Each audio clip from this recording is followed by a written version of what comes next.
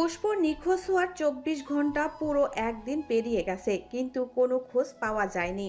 দুপুর গড়িয়ে বিকেল, বিকেল গড়িয়ে রাত, রাত পেরিয়ে আবার সকাল হয়েছে, তবুও পুষ্পের কোনো সন্ধান নেই। সরকার বাড়ির সবাই খাওয়া নেওয়া ছেড়ে পথের দিকে চেয়ে বসে আছে পুষ্পের খোঁজে, কিন্তু সব দিক থেকেই তারা হতাশ।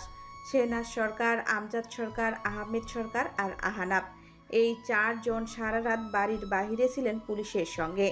আহানাব সবাইকে জোর করে কিছুটা খাওয়ার খাইয়েছে, এই বলে যে না খেলে তারা অসুস্থ হয়ে পড়লে পুষ্পকে খুঁজবে কিভাবে। সবাই দু এক গ্লাস খেলেও মুখে কিছু তুলেনি শেহনাজ সরকার। তিনি ভেবে পাচ্ছে না পুষ্প গেল তো গেল কোথায়। সারা রাত তারা থানায় ছিল। এদের অবস্থা দেখে অনেক পুলিশ বিরক্ত। একটা মেয়ের জন্য তাদের রাতে ডিউটি করতে হচ্ছে। দিনে কত মিসিং কেস হয়, এমন মাতামাতি কে করে? কিন্তু ভয়ে মুখ ফুটে কিছু বলার সাহস কারো নেই। উপর থেকে এমপির করা অর্ডার আছে, আমজাদ সরকারের বন্ধু, এলাকার এমপি, তাই বিশেষ কড়াকড়ি আরোপ করা হয়েছে। পুষ্পের খোঁজ যেন কোনো গাফিলতি না হয়, তা না হলে তাদের চাকরি নিয়ে টানাটানি হবে। তাই বাধ্য হয়ে চোখে ডোলে ডোলে হলেও পুরো পুলিশ টিম কাজ করছে। আমজাদ সরকারের লোকজনের সঙ্গে পুলিশ ফোর্স পুরো ঢাকা, উত্তরা, আশেপাশে এলাকায় তন্ন তন্ন করে খুঁজেছে। নিষিদ্ধ গলিতে কোনো নতুন মেয়েকে আনা হয়েছে কিনা সব তল্লাশি করা হয়েছে, কিন্তু সব দিক থেকেই তারা ব্যর্থ।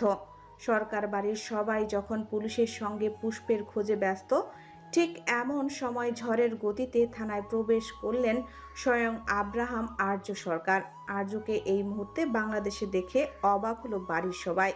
তার চেয়েও বেশি অবাক হলো আর্যের অবস্থা দেখে। সাদা শার্টের উপরের বোতাম দুটো খোলা, সারাক্ষণ জেল দিয়ে সেট করে রাখা চুলগুলো উস্কো শুষ্ক হয়ে আছে, চোখ দুটো টকটকে লাল, যেন একটু এদিকে ওদিকে হলেই রক্ত গড়িয়ে পড়বে। কপালের শিরাগুলো রাগে ফুলে উঠেছে। আর্য ভেতরে এসেই শেহনাজ সরকারের সামনে দাঁড়িয়ে নিজের রাগ চেপে রেখে গম্ভীর কণ্ঠে প্রশ্ন ছুড়ল। ও নিখোঁজ হয়েছে, আমাকে একবার জানানোর প্রয়োজন মনে করেনি আম্মু? আর্যের কথার বিপরীতে কিছুই বললেন না শেহনাজ সরকার। চোখ তুলে একবার তাকালেন নিজের ছেলের দিকে। ওনার চোখও আর্যের মতো টকটকে লাল হয়ে আছে। নিজের কান্না আটকানোর আপ্রাণ চেষ্টা করছেন তিনি। তিনি অত্যন্ত শক্ত ধাঁচের মানুষ, কান্না তার সাথে যায় না, কিন্তু এখন তারও কান্না আসছে। নিজের পুষ্পকে নিজের কলিজার টুকরোর মতো আগলে রাখতে চেয়েছিলেন তিনি। কলেজের সময় ছাড়া বাড়িতে থাকাকালীন প্রতি ঘন্টা অন্তত মেয়েটাকে তিনি দেখে রাখেন। মেয়েটা কি করছে, খেয়েছে কিনা, মন খারাপ করে বসে আছে কিনা, সব কিছুর খেয়াল রাখেন। আর এখন পুরো একদিন হয়ে গেছে মেয়েটা নিখোঁজ। শুধু তিনি জানেন তার ভেতরে কি চলছে। এই মুহূর্তে আর্যের প্রশ্নের উত্তর দেবার অবস্থায় তিনি নেই। তিনি কি উত্তর দিবেন? তিনি তো আর্যকে খবর দেওয়ার কথা ভুলেই গিয়েছিলেন।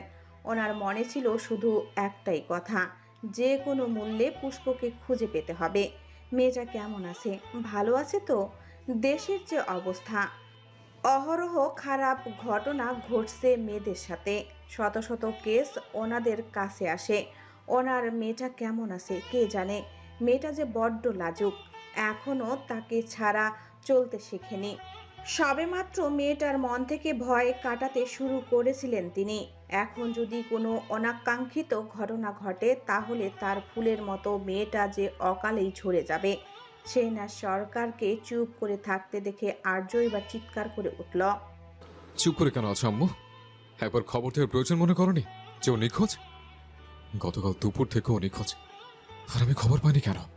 খবর পাইনি কেন ড্যামেট? গোলার আওয়াজ নিচে নামাও আসছো, ভুলে যেও না তুমি তোমার মায়ের সাথে কথা বলছো। আর্যের চিৎকার শুনে আমজাদ সরকার গম্ভীর কণ্ঠে বলে উঠলেন। ওনার সামনে ওনার স্ত্রীর সাথে কেউ উঁচু গলায় কথা বলবে, এটা উনি বরদাস্ত করে না, সে ওনার ছেলেই হোক না কেন। বাবার কথা শুনে আর্য বড় বড় নিঃশ্বাস নিয়ে নিজের রাগ সংবরণের আপ্রাণ চেষ্টা করতে লাগলো। দু হাতে নিজের চুল খামচে ধরল সে। আর্য যেন হিতাহিত জ্ঞান হারিয়ে ফেলেছে। পুষ্পের নিখোঁজ হওয়ার খবর পেয়ে হোটেল রুমে অস্থিরতায় কিছুতেই শান্ত হতে পারছিল না সে। ড্রাইভারকে বারবার কল করেছে, রিসিভও হয়নি। অনেকবার কল করার পর যখন খবর পেল যে পুষ্প নিখোঁজ, আর্য আর কিছু না ভেবেই জরুরি ফ্লাইট বুক করে। ভাগ্য ভালো থাকায় ফ্লাইট পেয়েও যায়। 17-18 ঘন্টা জার্নি করে সে সোজা এসেছে থানায়। আর্যর পাশের চেয়ারে সজোরে লাথি দিল। পাশের পুলিশরা কেঁপে উঠল। এমনিতেই গতকাল থেকে থানার ঝড় বইছে। একটু এদিকে ওদিকে হলেই হুঙ্কার ছাড়ছে শেহনাজ সরকার। এর উপর আর্যের আগমন। পুলিশ কনস্টেবলরা একে অপরের দিকে তাকিয়ে বিড়বিড় করছেন। এতজন কি কম ছিল? এখন আবার আরেকজন এসেছে, কিন্তু কারো মুখ খোলার সাহস নেই। আর্যের এই রুদ্রমূর্তি দেখে পুলিশ অফিসার বলে উঠলেন, স্যার শান্ত হন, আমরা আমাদের সর্বোচ্চ চেষ্টা করছি যেন তাড়াতাড়ি মেয়েটিকে খুঁজে পাই। আর্য এবার ক্ষিপ্ত হয়ে পুলিশ অফিসারের দিকে তেড়ে গিয়ে কলার চেপে ধরে গর্জে উঠলেন, চেষ্টা? কি চেষ্টা করছিস তোরা? 24 ঘন্টা হয়ে গেছে আমার বউ নিখোঁজ। এই তোদের চেষ্টা? তোদের এই ব্যর্থতার কারণে যদি আমার বউয়ের কিছু হয়, তবে সোয়ার তোদের কাউকে আমি অক্ষত রাখবো না। আর্যের মুখে বউ শব্দটা শুনে সবাই অবাক হলো। অন্য সময় হলে হয়তো তারা ভীষণ খুশি হতো, কিন্তু এখন পরিস্থিতি অন্যরকম। যাকে আর্য বউ স্বীকার করছে সেই তো নেই। আমজাদ সরকার এগিয়ে এসে ছেলের হাত থেকে পুলিশের কলার ছাড়িয়ে নিলেন। তারপর শান্ত কণ্ঠে বললেন, আর্য, রাগ কমাও। এখন রাগ করার সময় নেই, আমাদের হাতের সময় কম। আগে পুষ্পমাকে খুঁজতে হবে। রাগ করবো না তো কি করবো? 24 ঘন্টা হয়ে গেছে আমার বউ নিখোঁজ। তোমরা কেউ আমাকে জানানোর প্রয়োজন মনে করনি? আমার কি জানার অধিকার ছিল না যে আমার বউ নিখোঁজ? আর্যের কথার বিপরীতে আমজাদ সরকারও চুপ করে গেলেন। আসলে তারা ভুল করেছেন। আর্যকে না জানিয়ে তারা পুষ্পকে খোঁজার কাজে এতটাই ব্যস্ত হয়ে পড়েছিল যে আর্যকে জানানোর কথা মাথায় আসেনি। মাথায় আসবেই বা কিভাবে? যে ছেলে সব সময় বলে ও আমার বউ নয়, এই বিয়ে মানি না, তারা ভেবেছিলেন জানালে বা কি হবে? হয়তো বলবে, তোমাদের মেয়ে হারিয়েছে, আমি কি করব, তোমরা খোঁজো। অবচেতন মনে এই ভাবনা থেকেই হয়তো তারা জানায়নি। কিন্তু আর্য তাদের ভাবনা ভুল প্রমাণ করলো। আর্য খবরটা জানলো কিভাবে? বাড়ির কেউ বলেছে কি? এইদিকে আর্যের কথার বিপরীতে এবার শেহনাজ সরকার চুপ করে থাকলেন না। তিনি আর্যর মতোই রাগী গলায় বললেন, প্রয়োজন মনে করিনি তোমাকে জানানো। কে তুমি? তোমাকে কেন জানাবো? ও আমার মেয়ে। আমার মেয়েকে খুঁজে পাচ্ছি না, আমি খুঁজবো। মনে আছে বলেছিলে না ও তোমার বউ নয়, তুমি ওকে বউ মানো না? এখন কোন অধিকারে প্রশ্ন করছো তুমি? কোনো অধিকার নেই তোমার ওর উপর। যেখান থেকে এসেছো সেখানে যাও। আমার মেয়েকে আমি ঠিকই খুঁজে বের করব। কথাগুলো বলেই পুলিশদের দিকে তাকিয়ে তিনি বললেন, আপনারা যা করার করুন, যত ফোর্স লাগে লাগান, কিন্তু আমার মেয়ের খোঁজ বের করুন। বলেই আর কোনো কথা না বলে রাজকীয় ভঙ্গিতে প্রস্থান করলেন শেহনাজ সরকার। আমজাদ সরকারের ইশারায় আহনাপও বেরিয়ে গেল বড় মায়ের সঙ্গে যাওয়ার জন্য। এদিকে আর্য বাক্রুদ্ধ হয়ে দাঁড়িয়ে আছে। তার অপরাধ কি এতটাই বেশি ছিল যে তার ফ্লোয়ারের নিখোঁজ হওয়ার খবরটা পর্যন্ত জানালো না? হ্যাঁ, অপরাধ তো বেশি ছিল। তার মা তো ঠিকই বলেছেন, তার তো কোনো অধিকার নেই। তবে আর্যের ভাবনার সেই প্রশ্ন বেশিক্ষণ জায়গা পেল না। অধিকার নেই বললেই হলো নাকি? অধিকার আছে, বরং সবচেয়ে বেশি আছে। একবার শুধু তার ফ্লাওয়ারকে খুঁজে পাক, তারপর পুরো দুনিয়া দেখবে তার ফ্লাওয়ারের প্রতি তার অধিকার কত বেশি ও কতটা তীব্র। আর্য গম্ভীর মুখে বাবার দিকে তাকিয়ে বলল, আব্বু, তোমার বউকে বলে দিও দ্বিতীয়বার যেন আমার অধিকার নিয়ে প্রশ্ন না তোলে। ভুলে যাও না, তোমার বউয়ের চেয়ে আমার অধিকার বেশি ওর ওপর। বেশি বাড়াবাড়ি করলে আমি আমার বউকে নিয়ে আলাদা হয়ে যাব, আর তোমার বউকে আমার বউয়ের আশেপাশেও ঘেঁচতে দেব না।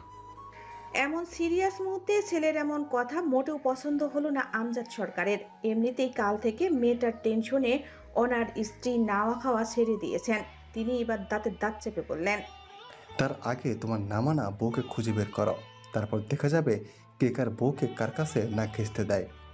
তো তুমি কি ভেবেছ আমি আমার বউকে খুঁজে বের করতে পারবো না? খুঁজতে পারলে যাও না, খুঁজছো না কেন? আমার মাথা কেন খারাপ করছো?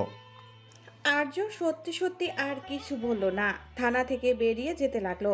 সে আগে তার ছোট পিচ্চি বউটাকে খুঁজে বের করবে, তারপর সব কটাকে দেখে নেবে। সব কটা মির্জাফর।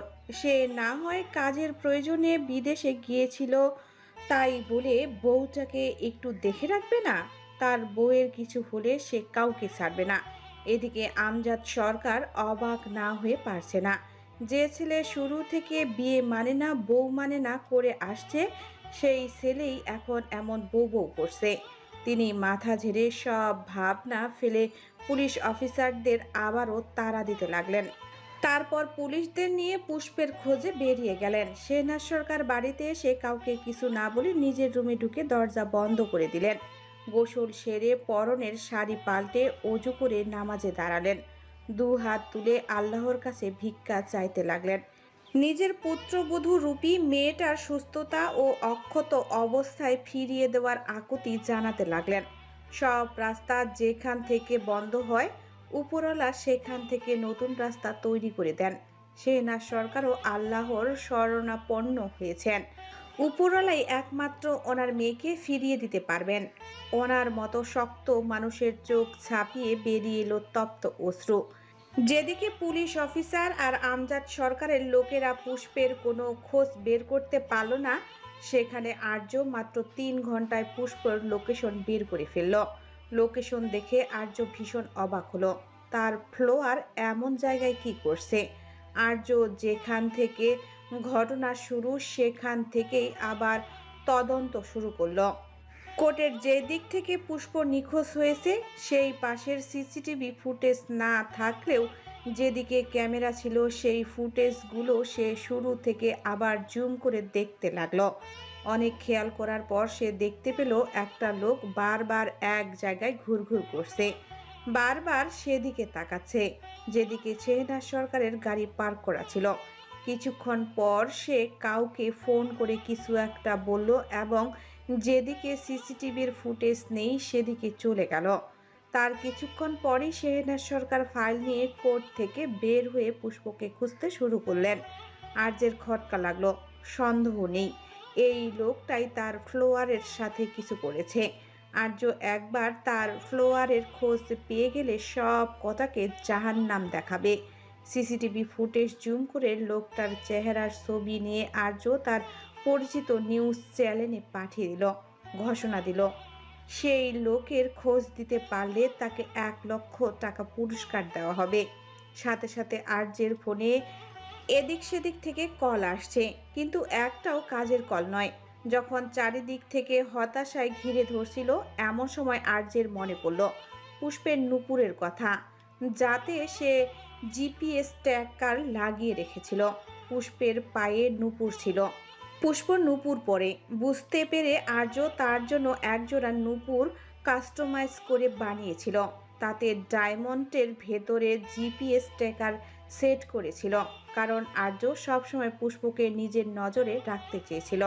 সে আশেপাশে না থাকলে যেন তার লোকেশন দেখতে পারে। আজ সেটাই আর্যকে সাহায্য করলো তার ফ্লোয়ারের লোকেশন খুঁজে পেতে। আর্য সহ আরও 3টি পুলিশ ফোর্স মিলে তল্লাশি চালায়। পুষ্পের নুপুরের লাগানো জিপিএস ট্র্যাকারের শেষ লোকেশন ছিল একটি নির্জন জঙ্গল, যা রেড অ্যালার্ট হিসেবে পরিচিত। সেটা দেখেই আর্যের গলা শুকিয়ে কাঠ হয়ে গেছে। তার ফ্লোয়ার এমন বিপজ্জনক জায়গায় গেল কিভাবে? ঠিক আছে তো? ওই লোকটা কি তার কোনো ক্ষতি করেছে? মেয়েটা নিশ্চিতভাবেই খুব ভয় পাচ্ছে। এমনিতেই সব সময় ভয়ে কুঁকড়ে থাকে। এখন নিশ্চয়ই সেই ভয় বহু গুণ বেড়ে গেছে। 24 ঘন্টা পেরিয়ে গেছে, মেয়েটাকে নিশ্চয়ই না খাইয়ে রেখেছে। এসব ভাবতে ভাবতে আর্যের চোখ হিংস্র হয়ে উঠল।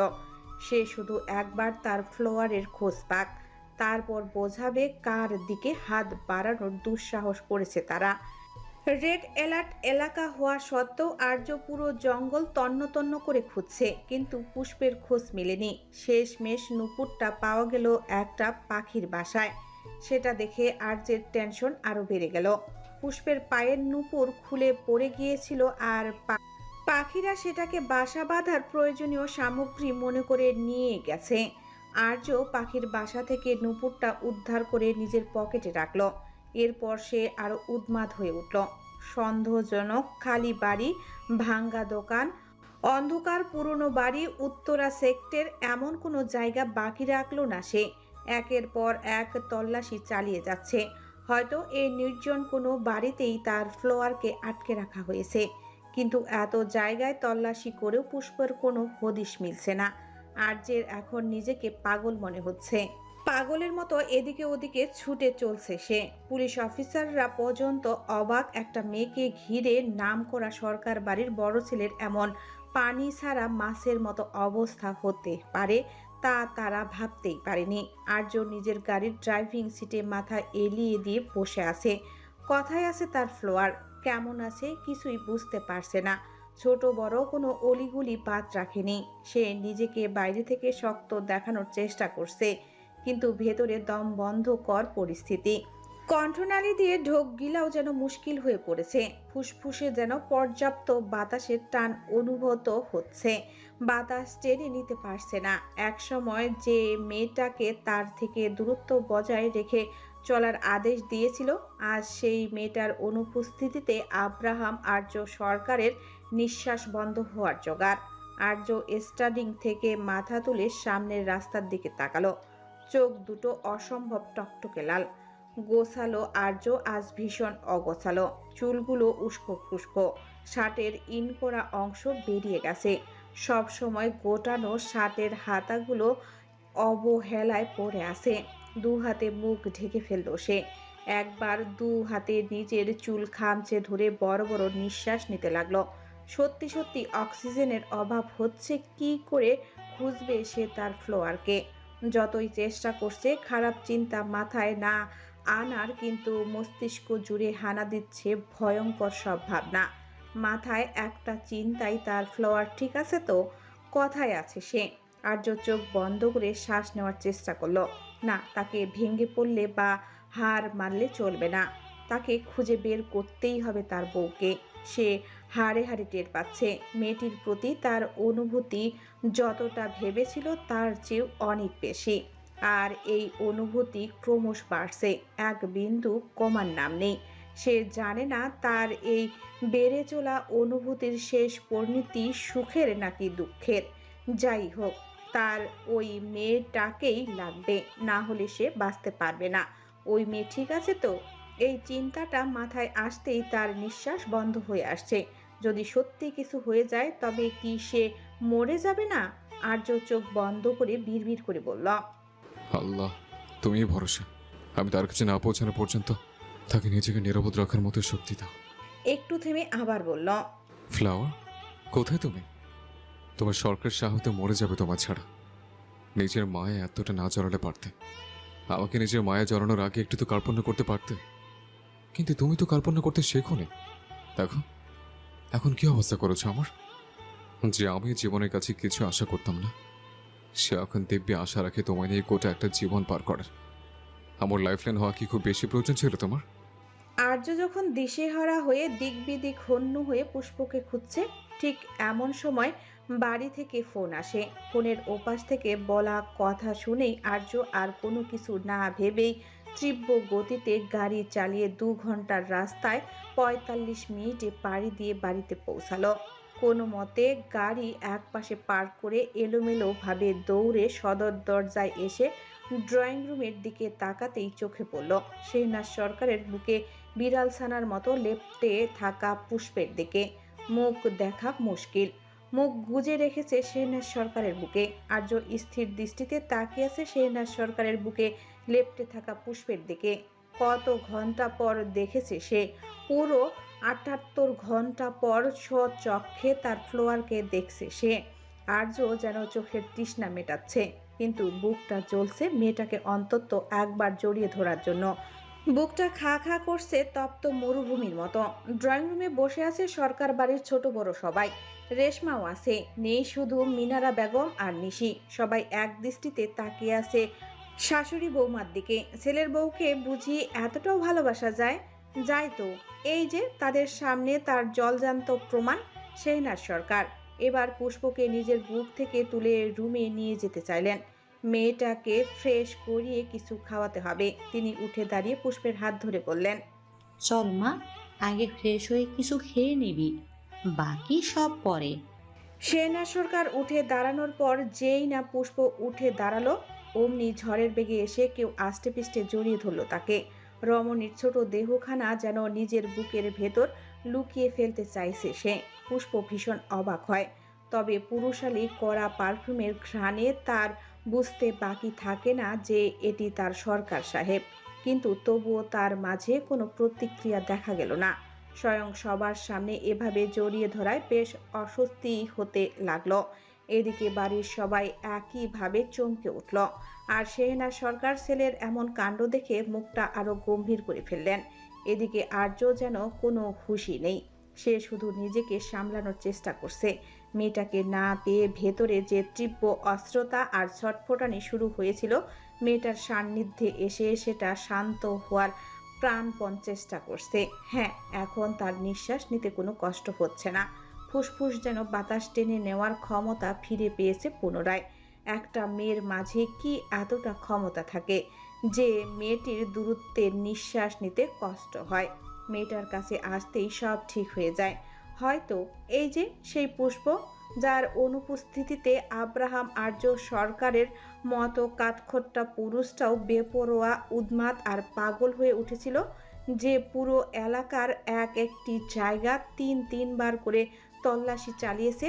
আর্যকে পুষ্পকে না ছাড়তে দেখে আহানাব গলা খাকারি দিয়ে মিথ্যা কাশির নাটক করে। কিন্তু আর্যের মাঝে কোনো হেলদোল নেই। এবার বাড়ির সবাই মুখ টিপে হাসতে লাগলো। পুষ্প এবার আর্যের শক্ত হাতের বাঁধন থেকে ছাড়া পাওয়ার জন্য মশরামশরি শুরু করে, কিন্তু এটা যেন তার সরকার সাহেবের মোটেও পছন্দ হলো না।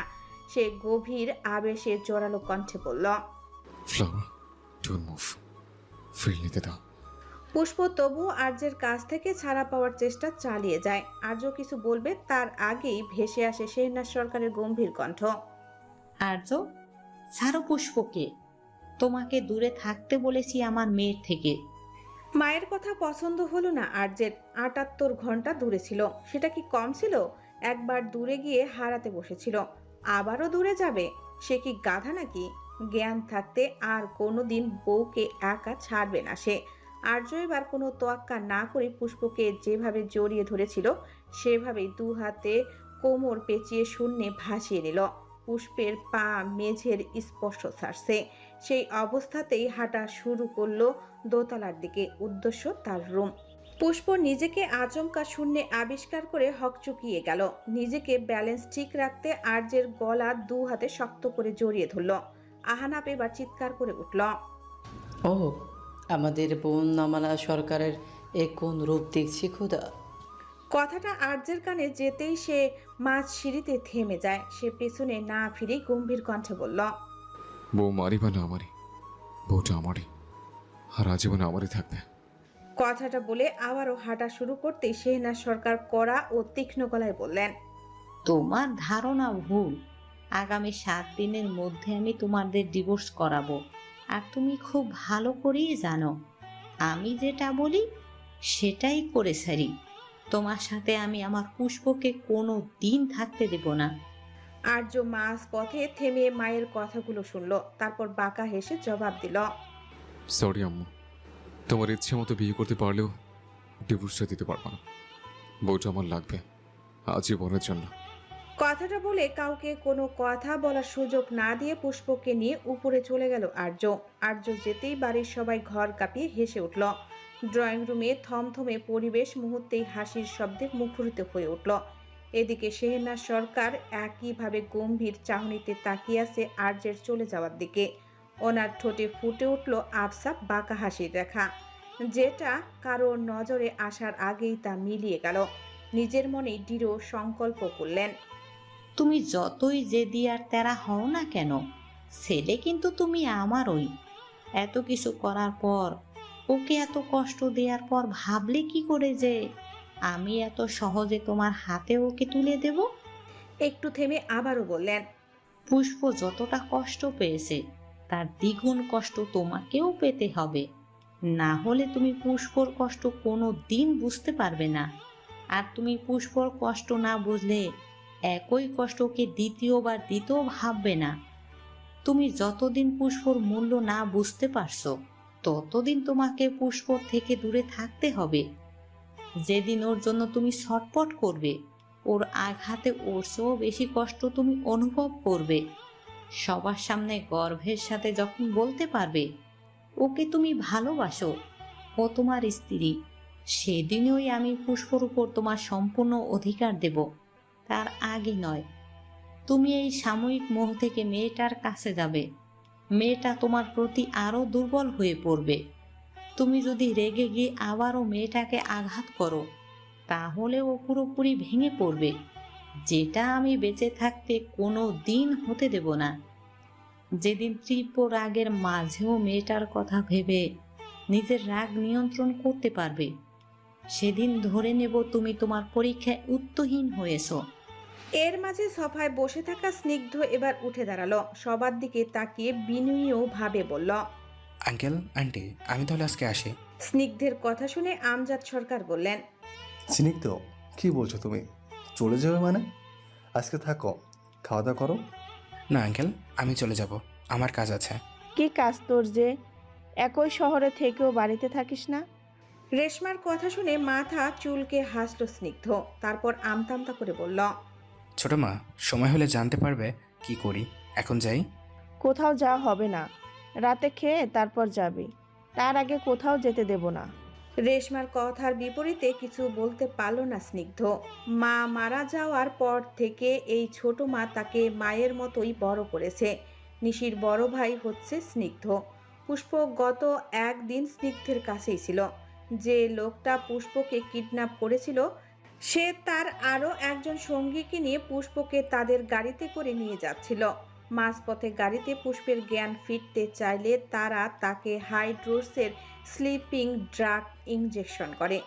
যাওয়ার সময় স্নিগ্ধের বাইকের সাথে তাদের ছোটোখাটো অ্যাক্সিডেন্ট হয়। কলেজ শেষ করে স্নিগ্ধ ওই রাস্তা দিয়েই আসছিল। লোকগুলো স্নিগ্ধকে কিছু না বলে পাশ কাটিয়ে চলে যেতে চাইলে বিষয়টি স্নিগ্ধের কাছে খটকা লাগে। সাধারণত অ্যাক্সিডেন্ট হলে মানুষ সরি বলে, কিন্তু লোকগুলো যেন পালালেই বাঁচে। তবুও স্নিগ্ধ শুরুতে মাথা ঘামায়নি, কিন্তু তার চোখ পড়ে গাড়ির ভেতরে অচেতন পুষ্পের উপর। কিছু একটা আন্দাজ করে সে লোকগুলোকে মেয়েটির ব্যাপারে জিজ্ঞেস করলে তারা আমতামতা করে বলে তাদের মেয়ে। তাতেই স্নিগ্ধ বুঝতে পারে কিছু একটা গন্ডগোল আছে, কারণ সে সারার কাছে আগেই শুনেছিল পুষ্প অনাথ এবং ফুপুর বাড়িতে থাকে। সেখান থেকেই লোকগুলোর সাথে মারামারি করে পুষ্পকে উদ্ধার করে সে, কিন্তু পুষ্প ছিল অবচেতন, তাই সে কিছুই জানাতে পারেনি। পুষ্পকে নিজের সাথে নিয়ে যাওয়া ছাড়া স্নিগ্ধের আর কোনো উপায় ছিল না। সে পুষ্পকে নিজের ফ্ল্যাটে নিয়ে গিয়ে ডাক্তার দেখিয়ে নিশ্চিত হয় যে সে ঠিক আছে। তবে হাইড্রোসের স্লিপিং ড্রাগস দেওয়ায় সে টানা 16 ঘন্টা গভীর ঘুমেছিল। সকালে পুষ্পের জ্ঞান ফিরলে সে প্রথমে ভীষণ ভয় পেয়ে যায়। অচেনা বাড়ি আর অচেনা পরিবেশে নিজেকে আবিষ্কার করে সে কুঁকড়ে যায়। স্নিগ্ধ খুব সুন্দরভাবে পুষ্পকে বুঝিয়ে শান্ত করে এবং ভয় পেতে বারণ করে। পুষ্পের ভয় পুরোপুরি না কাটলেও কিছুটা কমে, কিন্তু বিপত্তি বাধে অন্য জায়গায়। পুষ্পের কাছে কারো নাম্বার ছিল না, এমনকি সরকার বাড়ির সঠিক ঠিকানাও তার জানা ছিল না, কারণ শেহনাজ সরকার তাকে প্রতিদিন ব্যক্তিগত গাড়িতে করে কলেজে পৌঁছে দিত এবং নিয়ে আসতো। তাই পুষ্পকে নাস্তা খাইয়ে বাসায় অপেক্ষা করতে বলে স্নিগ্ধ কলেজে গিয়ে পুষ্পের সব ডিটেলস চেক করে। সেখানে গার্ডিয়ানের নাম এবং নাম্বার সংগ্রহ করে সে শেহনাজ সরকারের সাথে যোগাযোগ করে এবং পুষ্পকে নিয়ে সরকার বাড়িতে আসে। স্নিগ্ধ অবাক হয় এটা জেনে যে পুষ্প তার ছোট মা রেশমার আত্মীয়। রেশমা ভীষণ খুশি হয় নিজের ছেলেকে স্নিগ্ধকে দেখে। যদিও স্নিগ্ধ ওনার বড় জায়ের ছেলে, তবুও রেশমা তাকে নিজের ছেলের মতোই ভালোবাসেন। আর্য পুষ্পকে রুমে নিয়ে এসে ভেতর থেকে দরজা লক করে দেয়। পুষ্প ভেবেছিল রুমে যেহেতু এসেছে এবার ছেড়ে দিবে, কিন্তু পুষ্পের ভাবনার অনুযায়ী কিছুই হলো না। আর্য পুষ্পকে দাঁড় করিয়ে হাত পা চেক করতে লাগলো কোথাও লেগেছে কিনা দেখার জন্য। কোনো ক্ষত না দেখে এবার অস্থির হয়ে জিজ্ঞেস করল, ফ্লাওয়ার, কোথাও চোট পেয়েছো? লেগেছে কোথাও? পুষ্প অবাক হয়ে যায়। এরকম অশান্ত অস্থির আর্যকে সে কোনোদিন দেখেনি। তার জন্য এতটা অস্থির কবে থেকে হওয়া শুরু করলেন সরকার সাহেব? পুষ্পকে চুপ করে থাকতে দেখে আর্য এবার আকুল স্বরে শুধালো। Why don't you talk to me flower? Speak up please, কথা বলো আমার সাথে। বলতে বলতে তোষকের আরামদায়ক সোফায় বসে পড়ল আর্য। তারপর একটানে পুষ্পকে নিজের কোলের উপর বসিয়ে নিয়ে আরো শক্ত করে সাপের মতো পেঁচিয়ে আষ্টে পিষ্টে জড়িয়ে ধরে। রমণীর নাজুক শরীর যেন পিষে ফেলতে চাইছে, পিষে যাওয়ার উপক্রমও হয়। রমণী ছাড়া পাওয়ার আশায় মশরামশরি শুরু করে। এতে আর্য বিরক্ত হয়। আর্য এবার কোনো সতর্কতা ছাড়াই পুষ্পর গলায় মুখ গুজে দিল। সাথে সাথে পুষ্প স্থির হয়ে গেল। শীত দ্বারা বেয়ে একটা হিমস্রোত নেমে গেল। আর্যের গরম নিঃশ্বাস আশ্রে পড়তে রমণীর স্পর্শ কাতর চামড়ায়। রমণী হাঁসফাঁস করে উঠল। এরকম কেন করছে সরকার সাহেব? কিছুই বুঝতে পারছে না পুষ্প। আর্যর ছোঁয়ায় ঈষৎ কেঁপে কেঁপে উঠছে পুষ্প। আর্য ব্যাপারটা টের পায়, কিছু বলে না। সে যেন কোনো ঘোরের মধ্যে চলে যাচ্ছে। মিষ্টি মেলি ঘ্রাণ নাসারন্ধ্রের ভেতরে প্রবেশ করছে স্নায়ুতে। আর্য আরো গভীরভাবে নাক ডুবিয়ে দিয়ে নিজের ভেতরে টেনে নিচ্ছে সেই ঘ্রাণ। আর্য পুষ্পকে আরো শক্ত করে চেপে ধরে নিজের বুকের সাথে, যেন একটু আলগা হলেই আবারও হারিয়ে যাবে তার ফ্লাওয়ার। আর্য এবার রমণীর কানের কাছে নিজের ঠোঁট নিয়ে কানের লতিতে আলতো ঠোঁট ছোঁয়ায়। আর্যের এমন অতর্কিত ছোঁয়া পেয়ে রমণীর অবস্থা বেশ শোচনীয় হয়ে পড়েছে। যার কাছ থেকে সব সময় অপমান, অবহেলা, তুচ্ছ তাচ্ছিল্য, কটু বাক্য শুনে এসেছে, হঠাৎ তার এরকম আচরণ অদ্ভুত লাগছে। লাগারই কথা। পুষ্প নিজের শরীরের জোর খাটিয়ে উঠতে চাইল, তবে উঠতে ব্যর্থ হলো। হবে নাইবা কেন? আর্যের শক্তির সাথে পেরে ওঠার সেই শক্তি কি আছে? আর্যের শক্তির কাছে পুষ্পের শক্তি পিঁপড়ের সমান। পুষ্পের মশরা মসরির মাঝে সে বলে উঠল, ছাড়ুন আমায়। কথাটা শুনে আর্য ছাড়ার বদলে হাতের বাঁধন আরো কিছুটা শক্ত করে জবাবে শান্ত কণ্ঠে বলল, এইটা ছাড়া অন্য কিছু বলো, এই জীবনে সেটা সম্ভব না। আর্যের কথা শুনে পুষ্পের মাঝে ভাবাবেগ দেখা গেল না। সেও শান্তভাবে বলল, জীবনে অসম্ভব বলে কিছু নেই। আর্য অদ্ভুতভাবে হাসলো, তবে সেই হাসি রমণীর অগোচরে রয়ে গেল। এটা স্রেফ একটা কথার কথা ফ্লাওয়ার। তুমি যেটা শুনেছ, টিচার যেটা শিখিয়েছে সেটাই জানো। তবে জীবনে অনেক কিছু আছে যেটা অসম্ভব। তার মধ্যে একটা হচ্ছে আমার পক্ষে তোমাকে ছেড়ে থাকা অসম্ভব। আর্যের কথা শুনে রমণীর কি হলো কে জানে। সে আজকে চুপ করে রইল না, বরং শান্তভাবে উত্তর দিল, আপনি আমায় ধরেছেন কবে যে ছাড়ার প্রশ্ন আসছে? আমি শুরু থেকেই আপনার ছিলাম না, তাই ছাড়ার প্রশ্নই আসে না। আপনি শুরু থেকে কোনোদিন চাননি এই সম্পর্কটা, সব সময় আমায় দোষ দিয়ে এসেছেন আপনি। অথচ আমি আমার দোষটা কি ছিল সেটাও জানতাম না। আপনি সব সময় আমার থেকে এই সম্পর্ক থেকে মুক্তি চেয়েছেন। চিন্তা করবেন না, আপনি খুব শীঘ্রই মুক্তি পেতে চলেছেন। ফুপু উনি ডিভোর্স পেপার রেডি করিয়েছেন, আপনি সাইন করলেই হয়ে যাবে।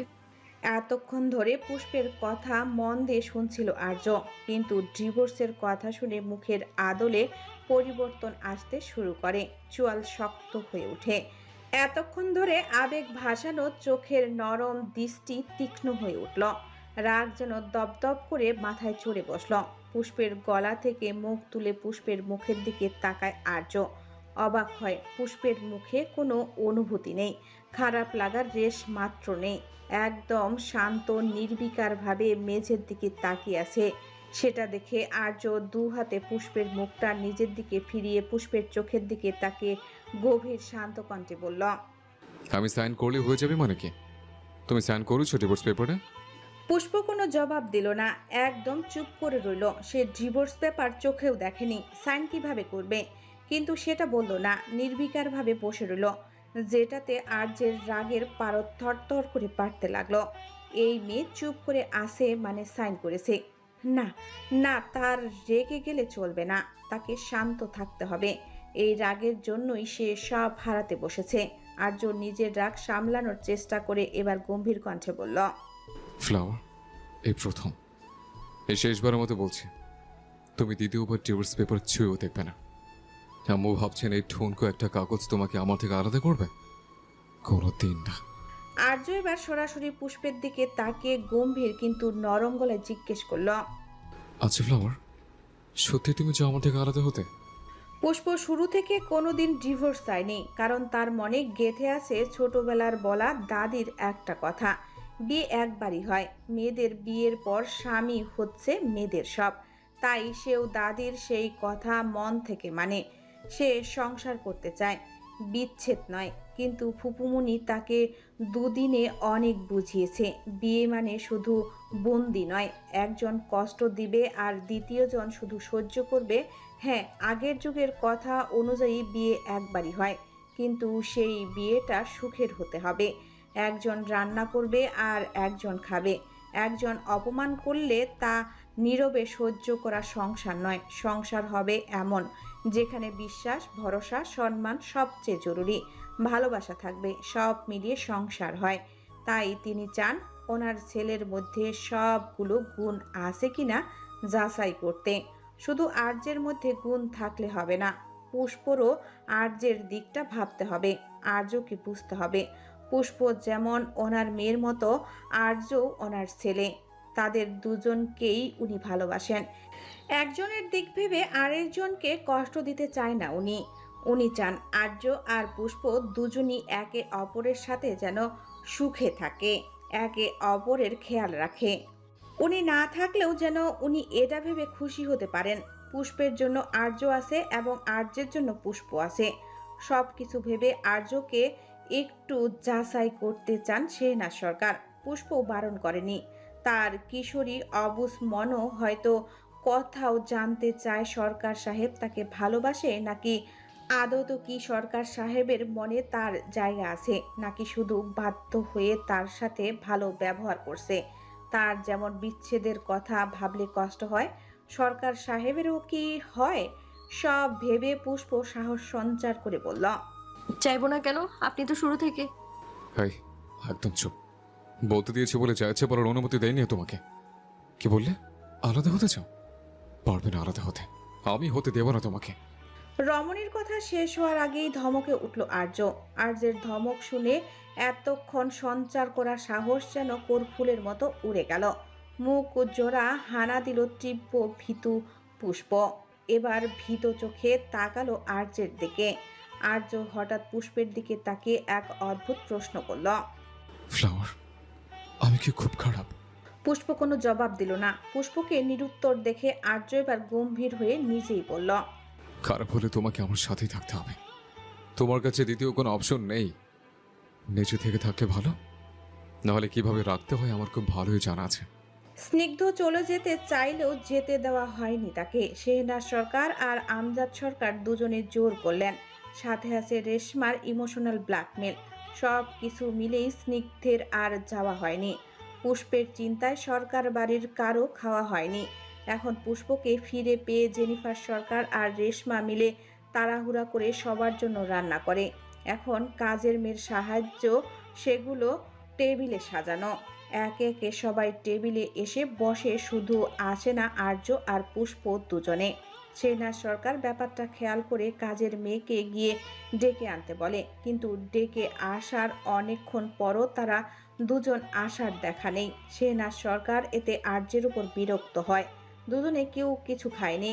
এখন খেতে আসা উচিত ছিল না? উনি এবার নিজেই যায় আর্যর রুমে। যদিও উনি জানেন ছেলে বউদের রুমে নক করা ভালো দেখায় না, তাই তো কাজের মেয়েকে পাঠিয়েছিলেন। কিন্তু কেউ খেতে যায়নি, তাই নিজে এসেছে। না খেয়ে থাকলে মেয়েটা অসুস্থ হয়ে পড়বে। আর্যও কিছু খায়নি, তাই উনি দরজায় নক করে আর্যকে ডাকলেন, কিন্তু দরজা খোলে না। ডাকার কিছুক্ষণ পরে আর্য এসে দরজা খুলে দেয়।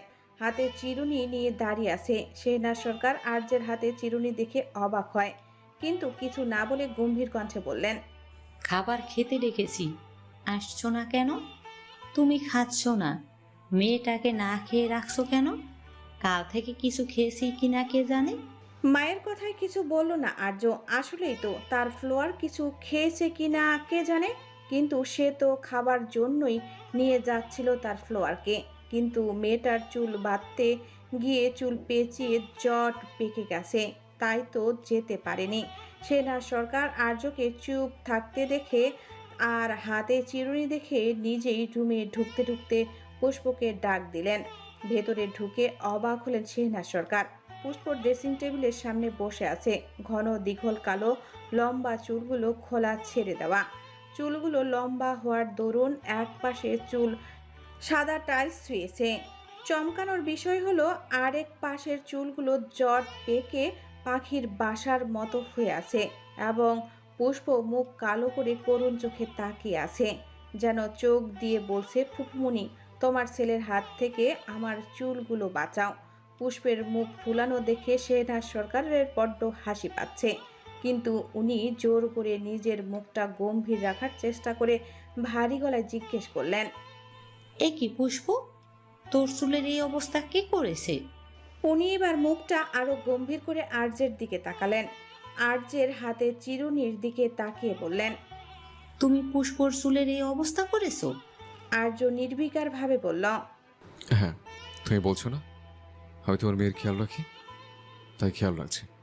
শেহনাজ সরকার গম্ভীর কণ্ঠে বললেন, তোমাকে খেয়াল রাখতে বলেছিলাম বলে তুমি মেয়েটার চুলের এই অবস্থা করবে? তুমি জানো চুলগুলো ওর কত শখের, আর খেয়াল রাখতে বলেছিলাম আগে। এখন তোমার থেকে সেই আশা ছেড়ে দিয়েছি আমি, তোমাকে আর কিছুই করতে হবে না। উনি এবার আর্যের হাত থেকে চিরুনিটা নিয়ে পুষ্পের চুলের জট আস্তে আস্তে ছাড়াতে লাগলেন। উনি আর্যকে কড়া গলায় হুঁশিয়ারি দিলেন, আজ থেকে তুমি ওর আশেপাশেও আসবে না। ওকে তোমার সাথে বিয়ে দিয়েছি একটা সুন্দর জীবন দিতে। তো আমি কি অসুন্দর জীবন দেবো নাকি তোমার মেয়েকে? শেহনাজ সরকারের কথা শেষ হওয়ার আগে আর্য বলে উঠল। এবার শেহনাজ সরকারও একইভাবে বললেন, দেখেছি, এখনো দেখছি কেমন সুন্দর জীবন দিয়েছো আর দেবে। মাঝে তার চুল আশ্রাতে না পারা নিয়ে ইনডাইরেক্টলি খোঁটা দিল, তা আর্যের বুঝতে অসুবিধা হলো না। পুষ্প গোসল শেষে বারান্দায় কাপড় মেলে দিয়ে ড্রেসিং টেবিলের সামনে বসে চুল মুছছিল। এমন সময় আর্য গোসল সেরে বেরিয়ে আসে। পুষ্পকে মাথা মুছতে দেখে সে নিজে এগিয়ে আসে এবং হেয়ার ড্রায়ার দিয়ে নিজের চুল শুকিয়ে পুষ্পর চুলও শুকিয়ে দেয়। যদিও পুষ্প বারবার বারণ করেছিল, কিন্তু রমণীর কোনো বারণ না শুনেই সে চুল শুকিয়ে দেয়। এর মধ্যে খেতে ডাকতে আসে কাজের মেয়ে। আর্য পুষ্পকে নিয়ে নিচে যেতে চাইলে পুষ্প চিরুনি নিয়ে মাথা আঁচড়ানো শুরু করে। সেটা দেখে আর্য রমণীর হাত থেকে চিরুনি নিয়ে নিজেই আঁচড়াতে শুরু করে। পুষ্প অনেকবার বারণ করে বলে যে সে পারবে না, কিন্তু আর্য তো আর্যই ঘাড়তেরা, সে পারবে এবং তার ফ্লাওয়ারের চুল নিজে আঁচড়াবে। সেই আঁচড়ানোর চক্করে পুষ্পের লম্বা চুলগুলো পাখির বাসার মতো হয়ে যায়। এরই মধ্যে সেখানে আসে শেহনাজ সরকার। আর্য এবার এগিয়ে গিয়ে মায়ের হাত থেকে চিরুনি নিতে চেয়ে বলল, দাও, তোমাকে আশ্রয়তে হবে না। চুল আশ্রয় দেওয়ার সাথে বউকে সুন্দর জীবন দেওয়ার কি সম্পর্ক? যদি সম্পর্ক থাকে তবে এদিকে দাও, আমি আশ্রয় দিতে পারবো আমার বউয়ের চুল। তুমি কি মনে করেছো আম্মু আমি চুল আশ্রাতে পারবো না? এ আব্রাহাম আর্য সরকার সব পারে। সব পারে, সেজন্যই তো আজ আমার মেয়ের চুলের এই অবস্থা হয়েছে। আর বললে না চুল আশ্রানো নিয়ে সুন্দর জীবন দেয়ার কি সম্পর্ক? তাহলে শোনো, একটা মেয়ের সুন্দর জীবন দিতে গেলে টাকার আগে লাগবে অগাধ যত্ন। সুন্দর জীবন দিতে চাইলে তার ছোট থেকে ছোট বিষয়গুলোর খেয়াল রাখতে হবে। যে এখনো একটা মেয়েকে সুন্দর জীবন দিতে কি লাগে সেটাই জানে না, সে দেবে সুন্দর জীবন। শেষের কথাটা বলে তাচ্ছিল্য করে হাসলেন তিনি। আর্য এবার বেশ সিরিয়াস হয়ে মায়ের হাত থেকে চিরুনি নিতে চাইল, কিন্তু শেহনাজ সরকার দিলেন না। তবু আর্য হাল ছাড়তে নারাজ। সে চিরুনি টেনে ধরে বলল, আম্মু কোনো প্রয়োজন নেই তোমার আমার বউয়ের চুল আশ্রানোর। একটা কথা নিয়ে কতগুলো কথা শুনিয়ে দিলে। আমি তোমাকে দেখিয়ে দেব আমি বউকে কত সুন্দর জীবন দিতে পারি। তার জন্য তোমাকে আমি সুযোগ দিলে তো। এদিকে মা ছেলের এই তর্কাতর্কির মাঝে পুষ্প বেচারি ফেসে গেছে। পেটে খিদের চোটে ইঁদুর দৌড়াদৌড়ি করছে, আর মা ছেলে দুজনের ঝগড়া করছে তার মাথা আঁচড়ানো নিয়ে। কে জানে তাদের এই মা ছেলের যুদ্ধের মাঝে বেচারিকে কোন বিপদে পড়তে হয়। দিনের শেষ আলোটুকু অনেক আগে মুছে গিয়ে ধরণীর বুক চিরে নেমে এসেছে গভীর অন্ধকার।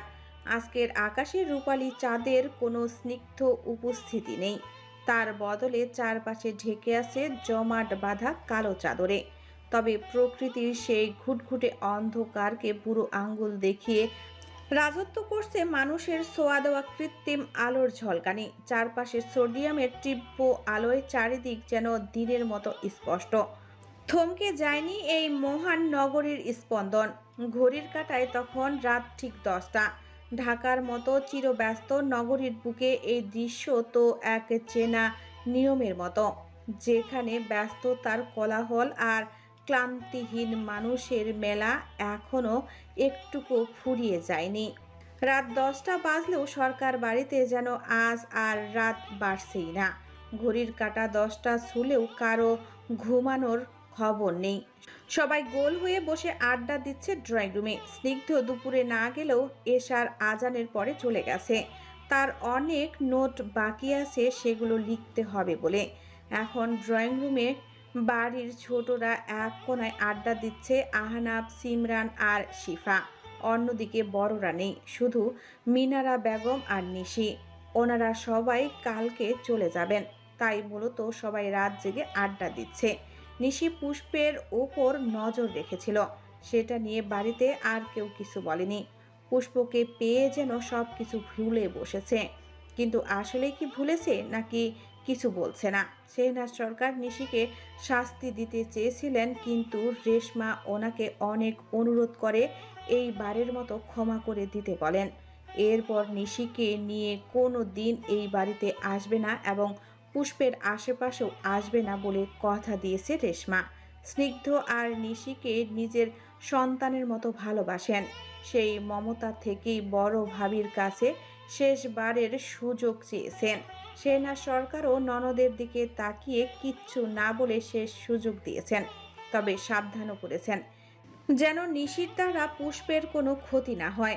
পুষ্প এখন শেহনাজ সরকারের পাশে বসে আছে, শেহনাজ সরকারের কাঁধে মাথা এলিয়ে দিয়ে। পুষ্পের আর বসে থাকতে ইচ্ছা করছে না, তাই সে শেহনাজ সরকারকে বলে যে সে ঘুমাবে। শেহনাজ সরকারও না করে না, তিনি নিজে পুষ্পকে নিয়ে উপরে চলে যান। এদিকে ভাই বোন তিনজনের যেন কথার ঝুড়ি আর শেষ হচ্ছে না। এর মধ্যে সেখানে হাজির হয় নিশি। মূলত রুমে পানি শেষ হয়ে গিয়েছিল, তাই পানি খেতে নিচে নেমেছে। সবাই এক পলক নিশির দিকে তাকিয়ে চোখ নামিয়ে নিল। বিষয়টি নিশি খেয়াল করে, তবে এতে তার উপর কোনো প্রভাব পড়েছে বলে মনে হয় না।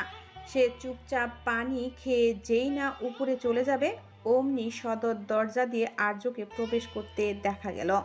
আর্যকে দেখে বোঝা যাচ্ছে কোনো কারণে সে বেশ রেগে আছে। সে স্নিগ্ধের কাছে সব কিছু শুনেছিল, কিভাবে পুষ্পকে কিডন্যাপ করেছে এবং স্নিগ্ধ কিভাবে বাঁচিয়ে নিজের সাথে নিয়ে গিয়েছিল। তখন থেকেই আর্য মরিয়া হয়ে উঠেছে এটা জানার জন্য কে তার ফ্লোয়ারকে কিডন্যাপ করতে চেয়েছিল। তাই সন্ধ্যায় থানায় গিয়েছিল কোনো তথ্য পাওয়া যায় কিনা দেখতে।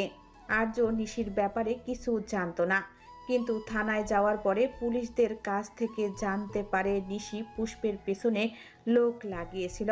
সেটা জানার পর থেকে আর্যের মাথায় যেন আগুন জ্বলছে, রাগে চোখের সাদা অংশ লাল হয়ে আছে, মুখের আদলে চোয়ালের হাড় শক্ত হয়ে আছে। কিন্তু সে নিজের রাগ কন্ট্রোল করার চেষ্টা করছে। কিন্তু বাড়িতে ঢুকে নিশিকে দেখেই যেন তার সংযম ভেঙে গেল। অগ্নি দৃষ্টিতে তাকালো নিশির দিকে, সেই দৃষ্টি দেখে সহসাই ভরকে গেল নিশি। অজানা কারণে আবারও ভয় হতে শুরু করলো, ভয়ে যেন বুক কাঁপছে। আর্য একবার পুরো ড্রয়িং রুমে চোখ বুলিয়ে দেখে নিল পুষ্প আছে কিনা।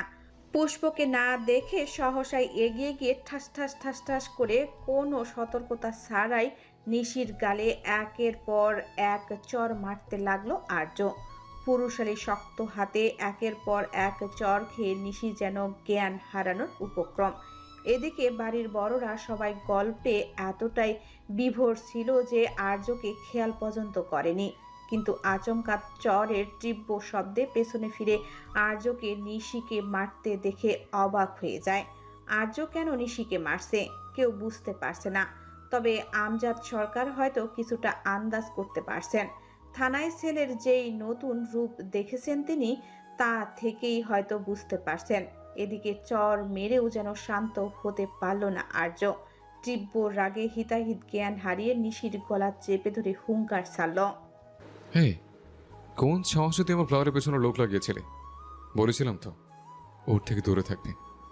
তাহলে তো সাহস পেলি কি করে? তুই এর ক্ষতি করে চিন্তা করিস? হ্যাঁ বল, এত সাহস পেলি কি করে তুই? এদিকে আর্য নিশির গলা এতটাই শক্ত করে চেপে ধরেছে যে নিশি নিঃশ্বাস নিতে পারছে না, চোখ যেন উল্টে আসছে।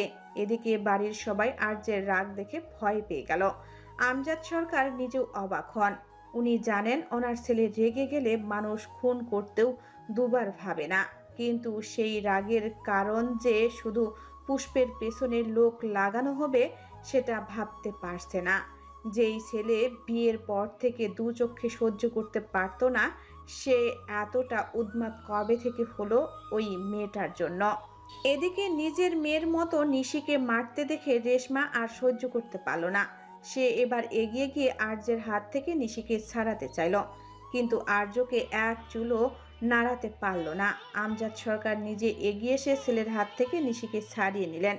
নিশি ছাড়া পেয়ে হাঁপানি রোগীর মতো হাঁপাতে হাঁপাতে বড় বড় নিঃশ্বাস নিতে লাগলো। আর একটু হলে নিঃশ্বাসের অভাবে বধ হয়ে মারা যেত। আমজাদ সরকার এবার ছেলের দিকে তাকিয়ে গম্ভীর কণ্ঠে বললেন, মাথা খারাপ হয়ে গেছে তোমার? করছিলটা কি? আর একটু হলে মেয়েটা নিঃশ্বাসকে মারা যেত। মরে যাক, মরে গেলেই ভালো হবে। এই মেয়ে বেঁচে থাকলে আবার আমার ফ্লাওয়ারের ক্ষতি করার চেষ্টা করবে। আমজাদ সরকারের কথা শেষ হওয়ার আগেই আর্য বলে উঠল। ছেলের কথা শুনে আমজাদ সরকার কি বলবেন বুঝতে পারছেন না। এরকম চলতে থাকলে এই ছেলে পুষ্পর জন্যই ক্ষতিকর হয়ে উঠবে। উনি এবার শান্ত কণ্ঠে বললেন, নিশি লোক লাগিয়েছিল, কিন্তু সেই লোক পুষ্পমাকে কিডন্যাপ করেনি। কিডন্যাপের সাথে নিশির লোক জড়িত ছিল না। না থাকলেই ভালো। আমি যদি পরে জানতে পারি যে লোক কিডন্যাপ করেছে এই লোকের সাথে ওর কোনো যোগাযোগ আছে, কসম ওকে মৃত্যুর দুয়ারে থেকে ঘুরিয়ে আনবো আমি। কান খুলে সরো রাখ। আমার ফ্লাওয়ারের দিকে যে চোখ তুলে তাকাবে সেই চোখ তুলে নিতে দুবার ভাববে নাই আর্য। কথাগুলো বলে যেই না সিঁড়ির দিকে যেতে নিবে অমনি আর্যের চোখ পড়ে সিঁড়ির উপরে শেহনাজ সরকারের পাশে দাঁড়িয়ে আছে পুষ্প। আর্যকে তাকাতে দেখে পুষ্প শেহনাজ সরকারের পিছনে লুকিয়ে যায়। আর্যের এমন রূপ দেখে ভয় পেয়ে গেছে পুষ্প। সে এমনিতেই আর্যকে একটু বেশি ভয় পায়, কারণ যতবার আর্য রেগেছে ততবারই পুষ্পকে আর্যের রাগের শিকার হতে হয়েছে। তাই স্বাভাবিকভাবেই সে এখনো ভয় পাচ্ছে। পুষ্পকে ভয় পেয়ে নিজের মায়ের পেছনে লুকাতে দেখে আর্যের বুক ধক করে উঠল। তার ফ্লোয়ার আবারও তাকে ভয় পেয়ে দূরে সরে যাবে। নো নো, সে তো এটা চায়নি। তাই তো সে বাড়িতে আসার আগে থেকেই নিজের রাগ সামলানোর চেষ্টা করছিল, যাতে তার ফ্লোয়ারের মন থেকে তার প্রতি ভয়টা কমে যায়। কিন্তু বাড়িতে এসে এই নিশিকে দেখে রাগ কন্ট্রোল করতে পারেনি। তবুও চোখ বুলিয়ে দেখে নিয়েছে পুষ্পকে না দেখে নিশির উপর চড়াও হয়েছিল, কিন্তু এখন আবারও তাকে ভয় পাচ্ছে তার ফ্লোয়ার। এদিকে শেহনাজ সরকার দীর্ঘশ্বাস ফেললেন। উনি ভেবেছিলেন পুষ্পের প্রতি আর্যের যেটা আছে সেটা সামরিক মোহ, কিন্তু ছেলের এই রূপ দেখে উনি খুশি হতে পারলেন না। ভালোবাসা সুন্দর, কিন্তু পুষ্পের জন্য ছেলের মধ্যে যেটা দেখতে পারছেন উনি সেটা অন্ধ আসক্তি, যা সব ক্ষেত্রে সুখের হয় না। এই ছেলে দেখা যাবে কোনো একদিন পুষ্পের দিকে তাকানো নিয়ে কর্তব্য নয় এমন ভয়ঙ্কর কিছু করে ফেলবে। কত হাজারো কেস ওনার হাতে এসেছে এমন, কিন্তু উনি তো এরকম কিছু চায়নি। উনি চেয়েছিলেন পুষ্পকে একটা সুন্দর সুস্থ জীবন দিতে। ছেলেকে নিয়ে মেয়েটাকে হাসি খুশিভাবে সুখে দেখতে চেয়েছিলেন।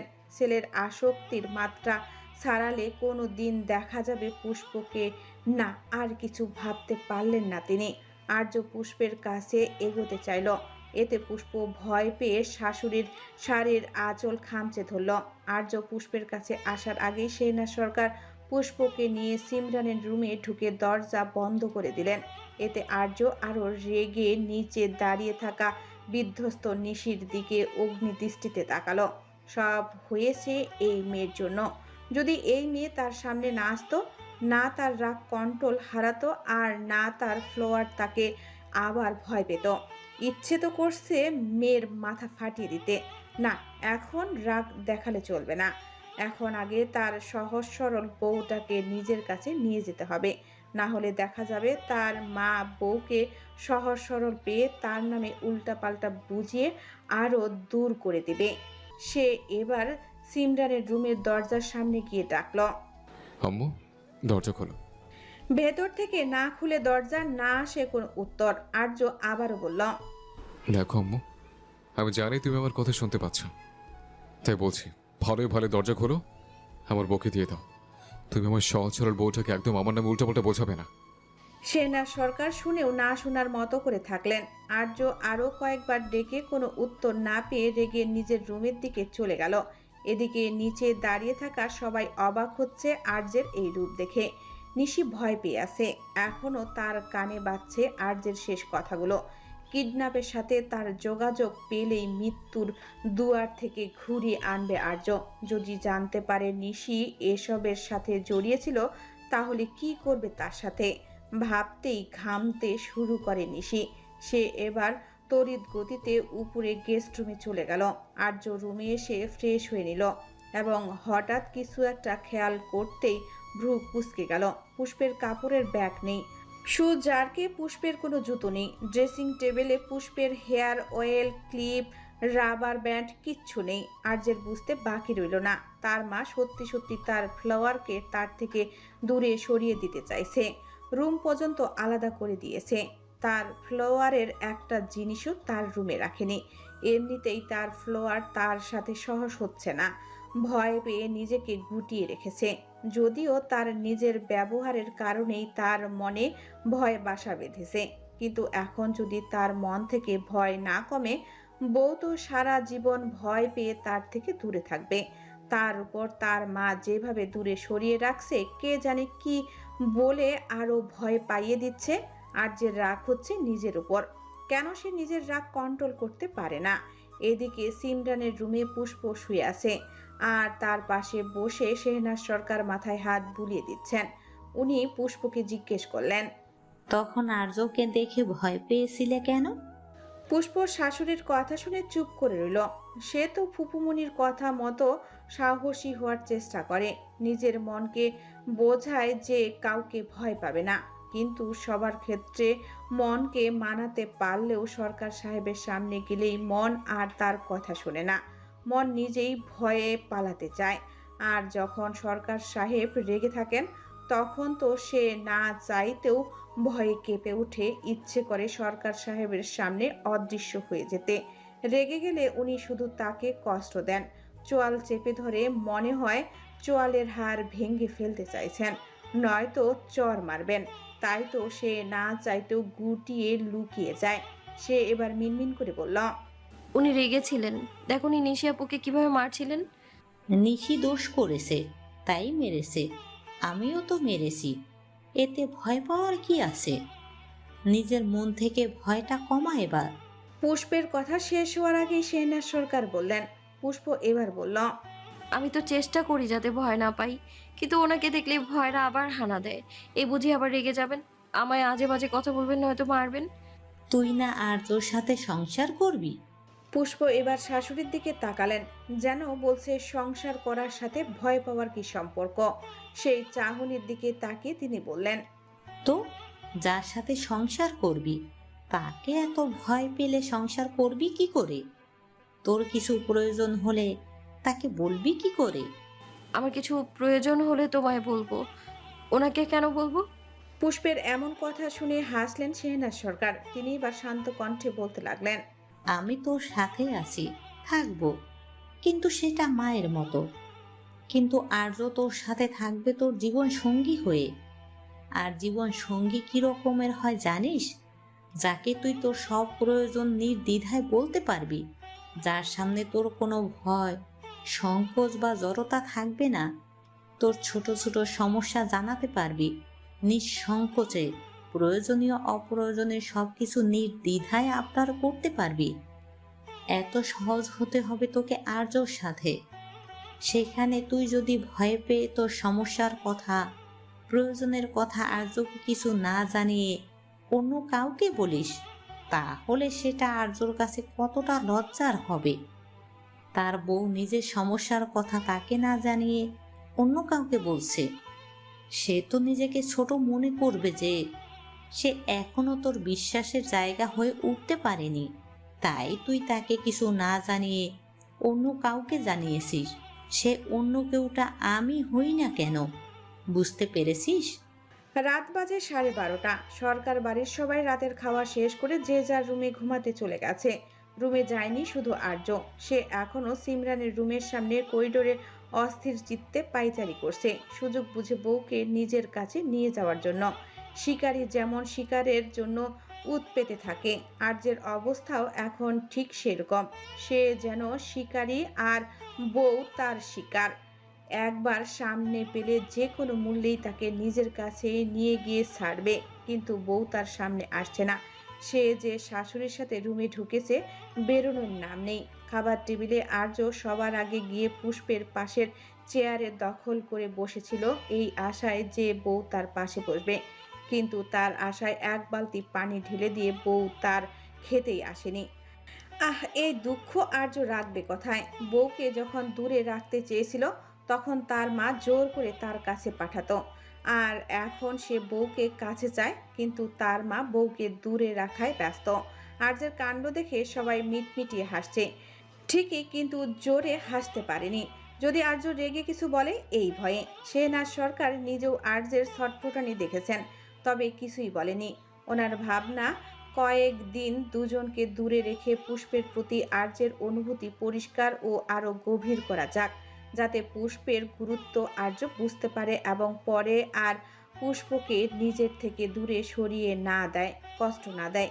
এই সময়টাতে পুষ্পকেও সংসার সম্পর্কে অবগত করবেন তিনি। পুষ্প ছোটবেলা থেকে কিভাবে বড় হয়েছে সব জেনেছেন উনি। একটা মেয়েকে ছোটবেলা থেকে সংসার ও স্বামী সম্পর্কে যে বোঝাপড়া একজন মা দেন, তা পুষ্পকে কেউ দেয়নি। ওনার ভাবনা, পুষ্পকে সেসব কিছু উনি বুঝিয়ে দিবেন, যাতে দুজনেই খুব সুন্দর সংসার করতে পারে। আর ছেলের মধ্যে পুষ্পের প্রতি যেই উন্মাদনা বা অন্ধ আসক্তি দেখতে পাচ্ছেন, তা একমাত্র পুষ্পই নিয়ন্ত্রণে আনতে পারবে। তাই ওনাকে পুষ্পকে সেই বোঝাপড়াটাই দিতে হবে। তাই তিনি ছেলের ছটফটানি দেখেও না দেখার মতো করে সবাইকে খাবার পরিবেশন করতে লাগলেন। এদিকে আর্য বউয়ের জন্য ছটফট করতে করতে খাবার আর গলা দিয়ে নামাতে পারল না। শেষে বিরক্ত হয়ে টেবিল থেকে উঠে গেল। সে ভেবেছিল মেয়েটা তার কাছে না থাকলে তীব্র অশান্তি ও অস্থিরতা শুরু হয়।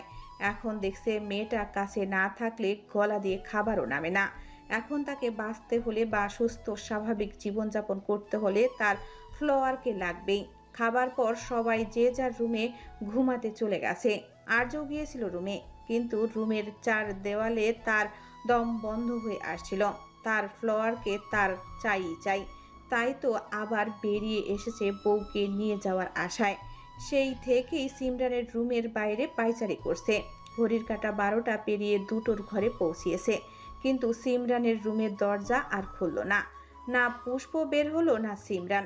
আর্য এবার অসহায় অস্থির এক অনুভূতি নিয়ে ছাদের দিকে চলে গেল। আজকেও তার নির্ঘুম রাত কাটবে, তা সে বেশ বুঝতে পারল। পাশে সিমরান মরার মতো ঘুমিয়ে আছে, আর পুষ্প শুধু এপাশ ওপাশ করছে। ঘুম তার চোখে ধরা দিচ্ছে না, এক তীব্র অস্থিরতা গ্রাস করছে। কিছুই ভালো লাগছে না। সরকার সাহেবের কথা মনে পড়ছে, আজকে একটু বেশি মনে পড়ছে। ফলস্বরূপ চোখের ঘুম উধাও। বারবার মনে পড়ছে শেহনাজ সরকারের বলা কথাগুলো।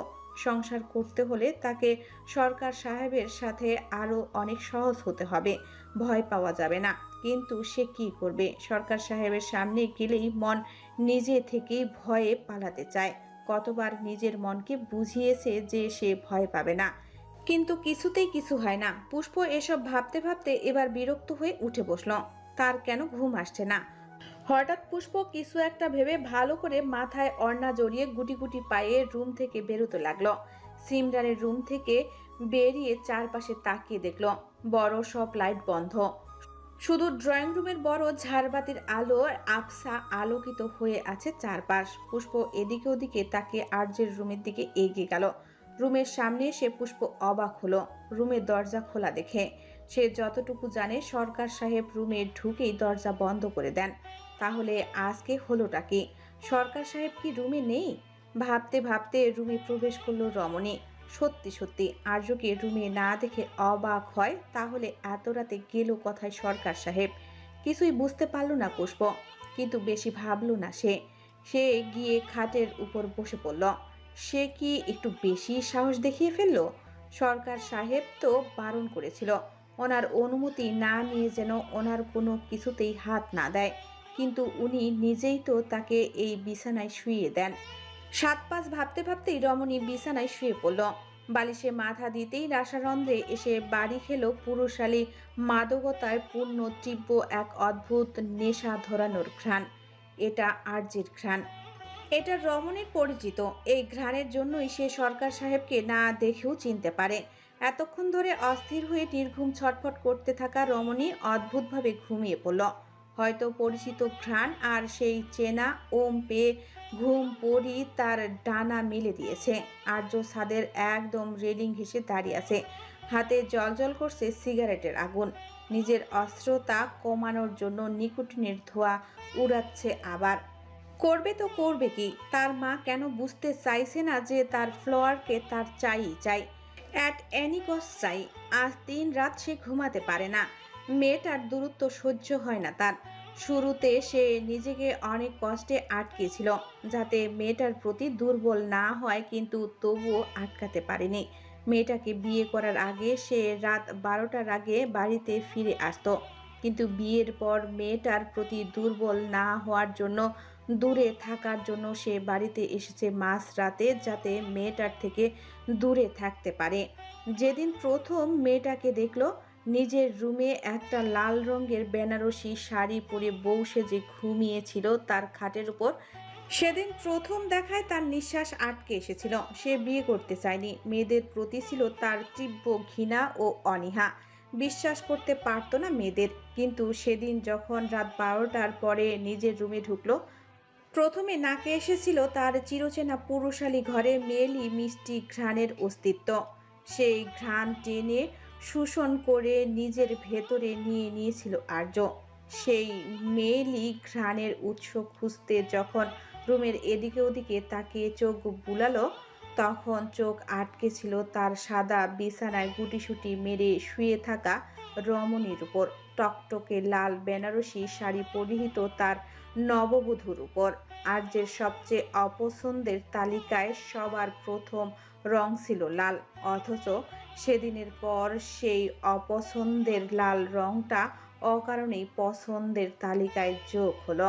কি নিষ্পাপ ছিল সেই ঘুমন্ত চেহারা! তার নিঃশ্বাস আটকে এসেছিল সেই রূপ দেখে। নিজের উপর থেকে নিয়ন্ত্রণ হারাতে বসেছিল। তার মনে হয়েছিল ওই ঘুমন্ত চেহারাই যত নষ্টের মূল। সে নিয়ন্ত্রণ হারাচ্ছে শুধু ওই ঘুমন্ত চেহারার কারণে।